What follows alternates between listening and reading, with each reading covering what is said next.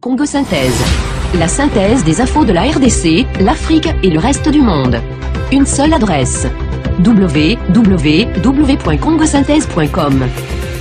Voilà, et retour à l'actualité, on en vient à la RDC et à l'arrestation hier d'activistes africains, je vous le disais en titre.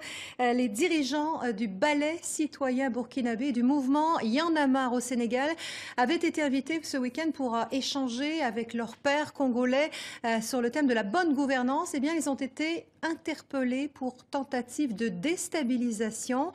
Un reportage à Kinshasa de Francine Mokoko et d'Emmanuel Godard. Lutte pour le changement, Y'en a marre, ballet citoyen. Ils étaient en pleine réunion, des échanges sur la bonne gouvernance et la démocratie lorsqu'ils ont été arrêtés. Des militants congolais, sénégalais, burkinabés, une trentaine de personnes en tout.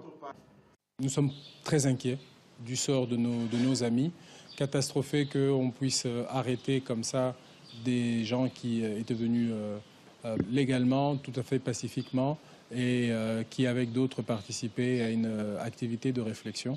Nous ne sommes pas des terroristes, au contraire même. Le sens de l'action qui est la nôtre, le sens de tout ce qu'on essaye de mettre en place aujourd'hui avec Filimbi, c'est d'écarter au maximum l'option de la violence pour s'inscrire dans une démarche positive. Le gouvernement les soupçonne de tentatives de déstabilisation, de préparer des actes d'hostilité. Le climat est crispé en République démocratique du Congo depuis les manifestations violentes contre la possibilité d'un troisième mandat du président Joseph Kabila. Les résultats obtenus par les militants burkinabés et sénégalais inquiètent les autorités congolaises. Il n'y a pas de place dans la politique congolaise pour des acteurs burkinabés ou des acteurs sénégalais. Cela est interdit par notre constitution et nos lois. Le gouvernement est là pour faire respecter la constitution et les lois. Un diplomate américain et des journalistes français et congolais ont été relâchés, mais aucune nouvelle des autres détenus. À Dakar, les membres du collectif Y'en a marre s'inquiètent pour leurs compatriotes, mais vont continuer le combat. Ils nous ont utilisés comme des guet-apens parce que comment délivrer un visa à des gens et après dire que ces visas étaient faux? C'est pas possible.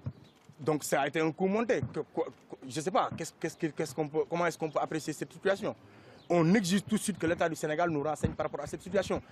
La justice congolaise va maintenant décider si les militants seront jugés ou expulsés.